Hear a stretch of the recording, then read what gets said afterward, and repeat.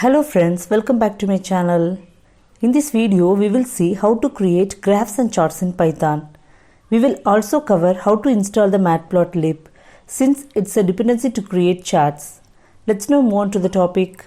As usual, create a new file for this lesson and import the pandas library as PD. Along with it, create a data frame by reading the CSV file studentmarks.csv. Once you run the code snippet, you will be able to see all records from the studentmarks.csv file. As you can see, the data frame consists of student name column followed by roll number and marks for the subjects Maths, Physics and Chemistry.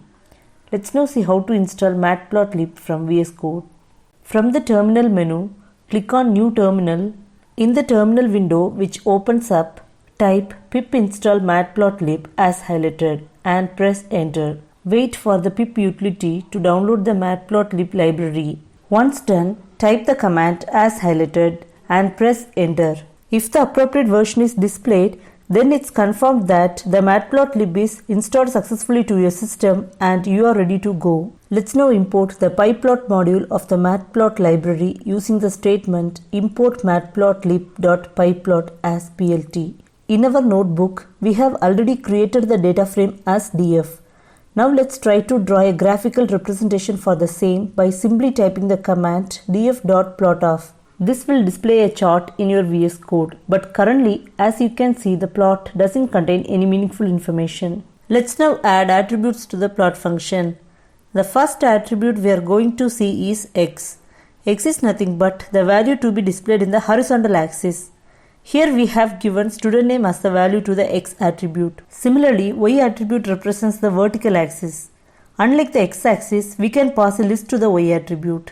Here we have passed the columns for marks in Maths, Physics and Chemistry as a list to the y attribute.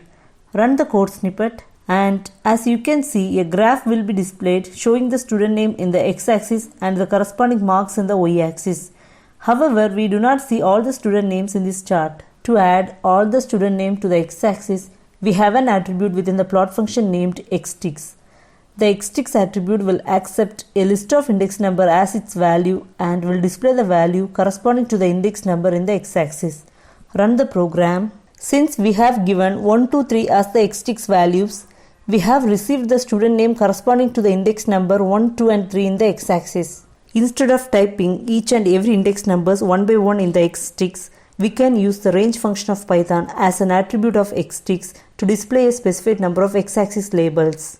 Click on Run and the program will display the student names starting from index 0 to 14. If you need to display all the student names without passing any hard-coded range number, you can always get the length of the data frame using the len function and pass it within the range function as highlighted in the screen.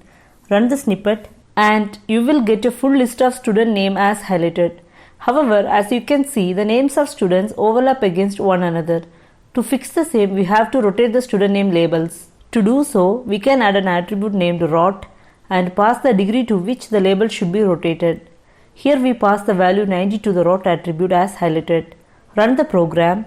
As you can see, the student names are now rotated to 90 degrees. We can also add attributes named x label and y label, which will add or modify the x and y axis respectively. Run the program and you will notice a change to the x and y axis labels. Right now we see plot as a line chart. But if you need to change your graph to a different kind of graph, you will have to use the kind attribute. Here we have passed the value bar to the kind attribute.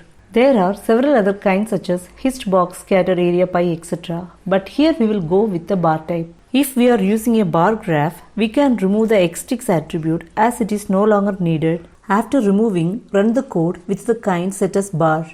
As you can see, a bar graph is displayed showing the various student names with their marks in different subjects. As you can see, the legend is displayed in the top middle of the screen. If you would like to place it somewhere else in the chart, you can use the function legend with the attribute loc with the value as the actual location the legend should be placed. Here I have given it as lower left. Run the program again and you will see the legend to the lower left side of the chart. We can also style the chart using various styles. To do the styling, use the plt.style.use function. Within the function, pass the style name to be used. Run the program and you can see the style 538 applied to the chart. To display the list of available functions, use the command plt.style.available and press enter. As you can see, the list of styles is displayed as highlighted. Let's now use the style name BMH and see how it works. Use it in the code as highlighted here and run the code snippet again. The new style will be applied to the chart and will be displayed as highlighted in the screen. That ends this topic on charts with pandas. Thank you for watching this video.